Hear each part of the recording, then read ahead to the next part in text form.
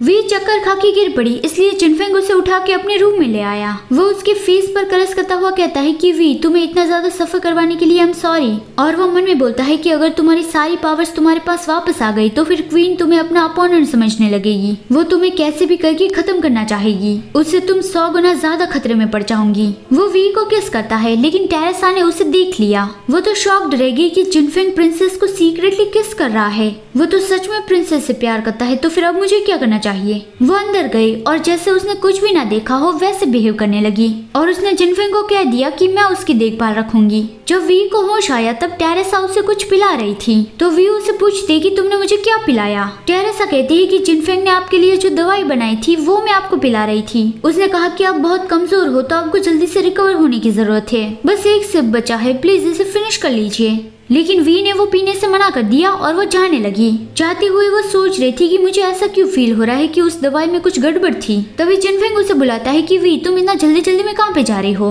We कहते हैं कि इससे तुम्हें क्या और होली ग्रेल कहाँ पे है। जिनफेंग कहता है कि वो मैंने मिंग्यून को दे दिया है और वो बाहर चला गया है। तो फिर वी जल्दी जल्दी वहाँ से चली गई। वो जब बाहर गई तब मिंग्यून उसे बताता है कि क्वीन ने आपकी वापसी की खुशी में एक बैंकेट रखा है, वो 3 दिनों के बाद है। वी कहते हैं कि क्या वो सच में ये सेलिब्रेट करना चाहती है। उसने पूरे डीमन वर्ल्ड में ये बता दिया कि मेरे पास मेरा डार्क सोल स्टोन नहीं है, तो फिर अभी वो मेरे लिए बैंकेट क्यों रख रही है। मुझे तो लगता है कि वो बस यही देखना चाहती है कि मेरे पक्ष में कौन कौन है। और उसने बता दिया कि तुम पहले लैंगटिंग को होली ग्रेल इस्तेमाल करने दो, उसके बाद में करूंगी। लैंगटिंग का डार्क सोल स्टोन कलेक्ट करने में 3 से 4 दिन लगेंगे, तो फिर उसके बाद वी की बारी आएगी। वी जब अपने रूम में गई तब एक डॉक्टर वहाँ पे उसका इंतजार कर रही थी। उसे लीमो ने भेजा था वी का चेकअप करवाने के लिए। वी को भी कमजोरी महसूस हो रही थी, तो फिर वो चेकअप के लिए मान गई और वो सोचती कि यून मॉली मेरी इतनी ज्यादा मदद क्यों कर रहा है। डॉक्टर ने उसका ब्लड चेक करके बताया कि उसके ब्लड में जहर है, लेकिन वो जहर धीरे धीरे काम करता है, पता न चले वैसे। उससे ऐसा लगेगा कि वी किसी बीमारी से मर गई है।